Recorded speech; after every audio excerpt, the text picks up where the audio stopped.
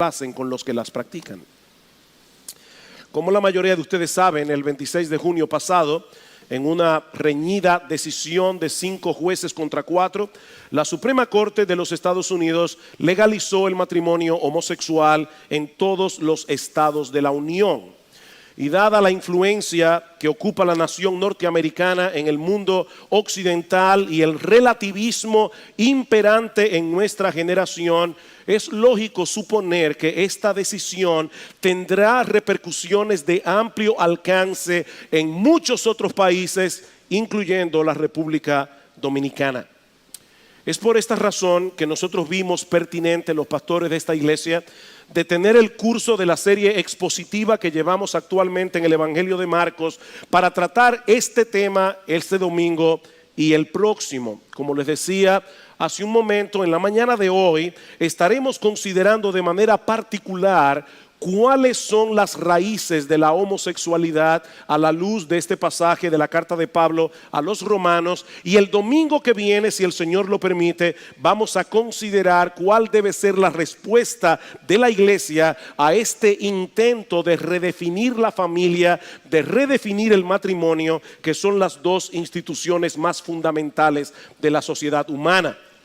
De igual manera, y como ya hemos avisado, en la tarde de hoy vamos a tener un panel abierto para responder acerca de la homosexualidad, abordando preguntas y temas que son difíciles de tratar en un mensaje como este. Ahora bien, hermanos, yo estoy consciente de que este es un tema polémico, este es un tema controversial, y que tanto los que están en contra como los que están a favor del matrimonio homosexual pueden asumir conductas muy agresivas para defender su posición. Por lo que yo me adelanto a decir que mi intención en esta mañana es abordar este tema desde una perspectiva bíblica y con un corazón pastoral. Desde una perspectiva bíblica, pero con un corazón pastoral. En otras palabras, nosotros queremos ser fieles a la enseñanza de las Escrituras con respecto a este tema, pero al mismo tiempo queremos ser sensibles a todos aquellos que están luchando con las consecuencias de asumir cierto estilo de vida e instruir a los creyentes para que podamos dar una respuesta que sea apropiada, no solo en el fondo, sino también en la forma. Y mi oración al Señor es que este mensaje de las Escrituras, como orábamos hace un momento, pueda traer luz donde haya verdadera confusión y pueda traer esperanza donde haya desesperación. Porque el Evangelio de Cristo sigue siendo poder de Dios para salvar a todo tipo de pecadores, sin importar sus inclinaciones sexuales. El Evangelio salva a heterosexuales porque necesitan el Evangelio. El Evangelio salva a homosexuales porque necesitan el mismo Evangelio que necesitan los heterosexuales. Por otra parte, es importante aclarar que el tema central de este pasaje que vamos a estudiar en la mañana de hoy, en la carta de Pablo a los romanos, no es la homosexualidad. Y ya yo dije claramente que quiero ser fiel a la enseñanza de este texto. El tema central de este pasaje es la necesidad del Evangelio. De hecho, la Biblia no es un manual de sexualidad. La Biblia es una historia de la redención. Pero como yo espero mostrar en esta mañana, cuando nosotros colocamos la sexualidad humana en el contexto de esa gran historia redentora que se revela en las Escrituras, estamos mejor equipados para entender el problema con el que estamos lidiando aquí, así como la solución que Dios ha provisto para resolver ese problema. La tesis de Pablo en este pasaje es que todos, absolutamente todos los hombres por igual necesitan la salvación que el Evangelio anuncia, porque todos, absolutamente todos, son igualmente culpables en la presencia de Dios. Así que la buena noticia del Evangelio comienza con una noticia muy mala. Y de hecho, no podemos entender la buena noticia del Evangelio si no entendemos primero la mala, que es lo que Pablo pasa a explicarnos aquí a través del versículo 18.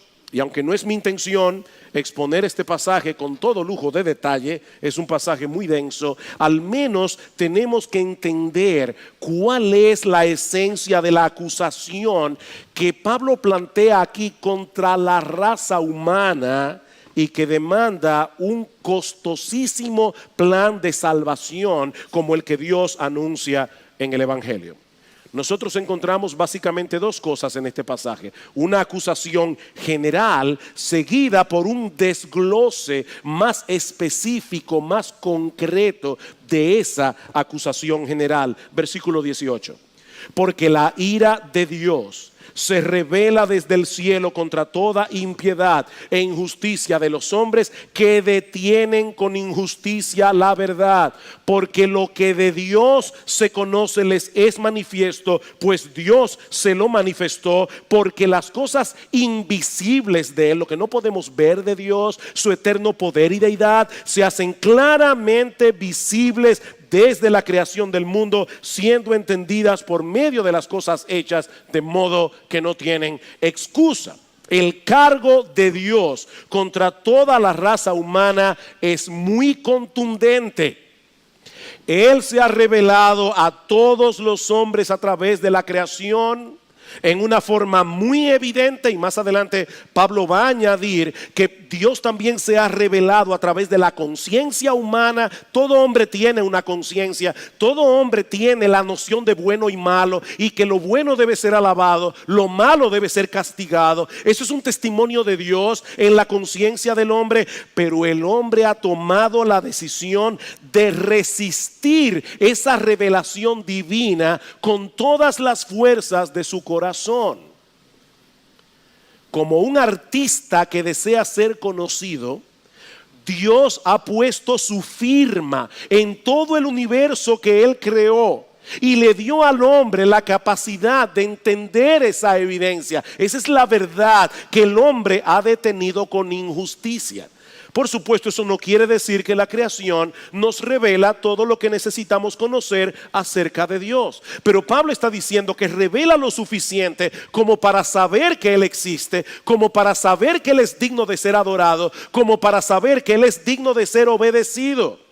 Por simple observación, mis hermanos, nosotros sabemos que todo efecto tiene una causa, y que la causa debe ser suficiente para explicar el efecto. Por ejemplo, imagínate que sales de tu casa, dejas encendida tu computadora y únicamente el gato se quedó adentro.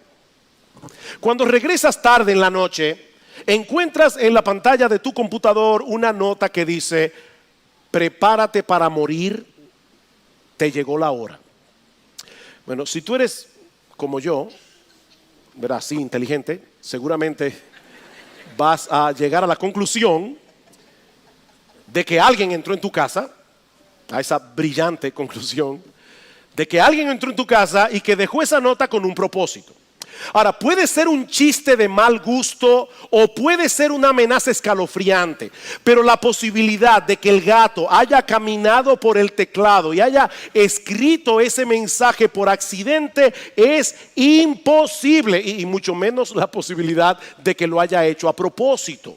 Esa causa no es suficiente para explicar el efecto, así que tú vas a tener que seguir investigando. Ahora, noten algo interesante en este ejemplo que yo acabo de dar. El hombre está hecho de tal manera que es incapaz de encontrarse con algo como esto y no tratar de buscarle una explicación. Y no me refiero únicamente a un caso como este en que su vida puede estar en peligro. El hombre, por su propia constitución, como Dios lo hizo, el hombre razona, el hombre piensa lógicamente, el hombre se hace preguntas. Es por eso que las novelas y las películas de detectives son tan populares. Hay una curiosidad natural en el hombre que lo mueve a atar cabos, que lo mueve a sopesar las evidencias para tratar de saber exactamente qué fue lo que pasó.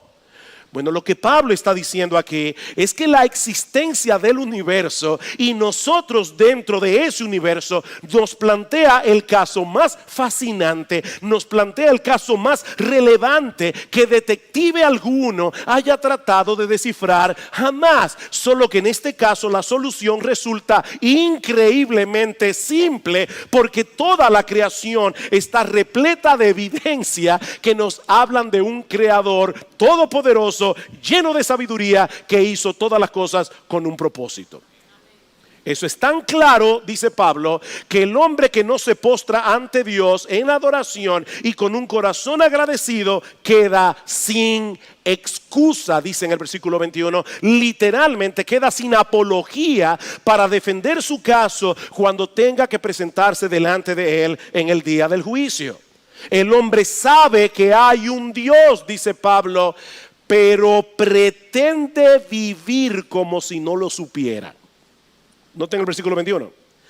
Pues habiendo conocido a Dios, no le glorificaron como a Dios, ni le dieron gracias, sino que se envanecieron en sus razonamientos y su necio corazón fue entenebrecido. Él sabe que hay un Dios, pero él pretende vivir como si él no lo supiera. Esa es en esencia la acusación de Pablo contra toda la raza humana. El hombre padece de una pecaminosa e inexcusable deshonestidad intelectual. Hay un reputado profesor de leyes y filosofía llamado J. Budziszewski. No traten de aprenderse el nombre.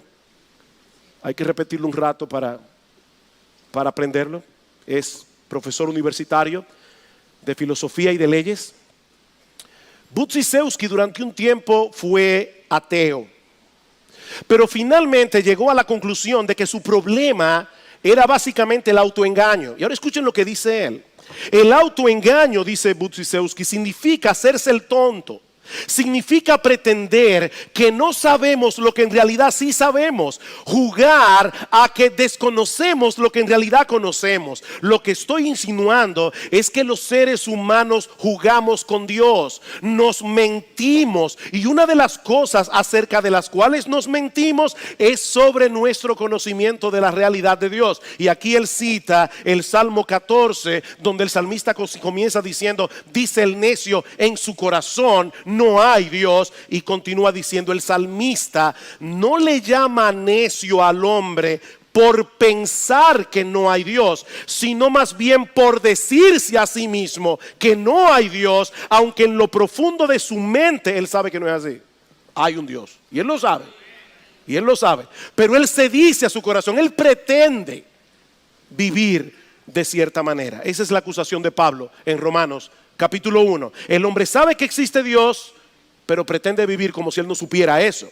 Y por supuesto, nadie puede pretender tal cosa sin sufrir la consecuencia. Imagínate lo que sucedería con una persona que de repente decide pretender que los carros no existen. Y él va por la calle y él cruza porque él dice no existen. Ya ustedes se imaginan lo que va a pasar. El hombre pretende vivir como si no tuviera que tomar en cuenta a Dios. Y ahora Pablo quiere mostrarnos de manera más específica, de manera más concreta, cómo esto se manifiesta en la realidad, en la práctica, a través de tres intercambios íntimamente relacionados entre sí. En primer lugar, el hombre, dice Pablo, decidió cambiar la gloria de Dios por la vanagloria de las criaturas. Versículo 21. Pues habiendo conocido a Dios, no le glorificaron como a Dios, ni le dieron gracias, sino que se envanecieron en sus razonamientos y su necio corazón fue entenebrecido. Profesando ser sabios, se hicieron necios y cambiaron. Aquí está el primer intercambio. Cambiaron la gloria del Dios incorruptible en semejanza de imagen de hombre corruptible, de aves, de cuadrúpedos y de reptiles. Alguien decía que el ser humano es un religioso incurable. Como fuimos creados originalmente para adorar a Dios y encontrar en Él nuestra seguridad y nuestra satisfacción, el hombre no puede desechar a Dios sin caer en la idolatría. Eso es imposible. Y debo aclarar, porque somos personas muy sofisticadas del siglo XXI, que cuando hablamos de idolatría, no podemos pensar únicamente en un adorador de imágenes. Todo aquello en lo que ponemos nuestra confianza, en lo que buscamos nuestra identidad, nuestra seguridad, que no sea Dios, ese es nuestro ídolo. Es aquello en lo que nos refugiamos en momentos de dificultad, o como dice Timothy Keller, son aquellas cosas con las que contamos para hacer nuestras vidas significativas. Son aquellas cosas de las cuales decimos, yo necesito eso para ser feliz, o si yo no tengo eso, mi vida no vale nada ni significa nada. Eso es un ídolo. El hombre busca desesperadamente en las cosas creadas lo que solo puede encontrar en el Creador. Y por eso experimenta una profunda insatisfacción, no importa su inclinación sexual. Hermano, yo tengo que seguir insistiendo. Este pasaje no es acerca de la homosexualidad. Este pasaje es acerca de la culpabilidad humana. El hombre vive insatisfecho, no importa si es homosexual o si es heterosexual. C.S. Lewis decía que la historia de la humanidad es una terrible y larga historia del hombre tratando de encontrar algo que no sea Dios, pero que le haga feliz. Esa es la historia del hombre. Tratando de encontrar algo que no sea Dios, pero que le haga feliz. En segundo lugar, Pablo dice también que el hombre no solamente ha cambiado la gloria de Dios por la vanagloria de las criaturas, él ha cambiado la verdad de Dios por la mentira. Versículo 24. Por lo cual también Dios los entregó a la inmundicia en la concupiscencia de sus corazones, de modo que deshonraron entre sí sus propios cuerpos, ya que cambiaron la verdad de Dios por la mentira, honrando y dando culto a las criaturas antes que al Creador, el cual es bendito por los siglos. La gloria de Dios estaba supuesta a ser el sol alrededor del cual orbitaran nuestras almas, pero el hombre ha decidido orbitar alrededor de las criaturas y sobre todo se ha colocado a sí mismo en el centro de su propio universo. Y eso no solo nos convierte en idólatras, sino que produce una profunda distorsión de la realidad. Una profunda distorsión de la realidad. El hombre ha cambiado la verdad de Dios por la mentira, en el sentido de que ha decidido poner a un lado al Creador, descansar en la criatura. Adorar a Dios como Dios es ver las cosas como son. Y por lo tanto es vivir conforme a la verdad. Adorar a la criatura como si fuera Dios es vivir una ilusión que distorsiona por completo nuestra percepción de las cosas. Es abrazar la mentira como si fuera la verdad. Es por eso que Pablo dice en el versículo 21 que los hombres se envanecieron en sus razonamientos. Han perdido la capacidad de razonar equilibradamente. Tanto así que a la necedad el hombre le llama sabiduría. Profesando ser sabios, se hicieron necios. Y a la sabiduría el hombre le llama necedad. ¿Cómo nosotros podemos entender que en Estados Unidos, en los Estados Unidos de Norteamérica, matar el huevo de una águila calva te lleva a la cárcel y a pagar una multa de 5 a 10 mil dólares, pero matar a un niño en el vientre de la madre no tiene ninguna penalidad? Profesando ser sabios, se hicieron necios. Al cambiar la gloria de Dios por la vanagloria de la criatura, el hombre ha perdido su punto de referencia para poder interpretar la realidad en una forma objetiva. Y una de las ilustraciones más claras de esa terrible distorsión es precisamente la homosexualidad, que es el tercer intercambio que Pablo menciona en el pasaje, versículo 26. Por esto Dios los entregó a pasiones vergonzosas, pues aún sus mujeres cambiaron el uso natural por el que es contra naturaleza. Y de igual modo también los hombres, dejando el uso natural de la mujer, se encendieron en su lascivia unos con otros, cometiendo hechos vergonzosos, hombres con hombres, y recibiendo en sí mismos la retribución debida a su extravío. Digo otra vez, el tema de estos versículos no es la homosexualidad, sino la necesidad que todos tenemos del evangelio.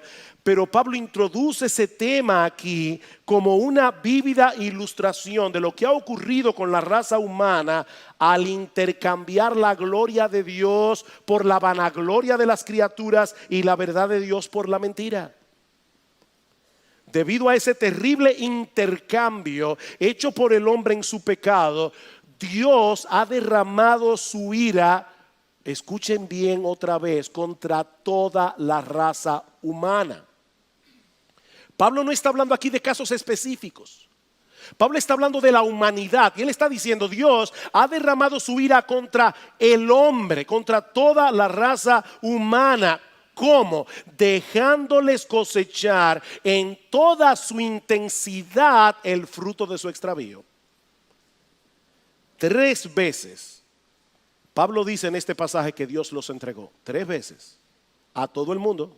Dios los entregó. Versículo 24. Por lo cual también Dios los entregó a la inmundicia en la concupiscencia de sus corazones. Versículo 26. Por esto Dios los entregó a pasiones vergonzosas. Versículo 28. Y como ellos no aprobaron tener en cuenta a Dios, Dios los entregó a una mente reprobada.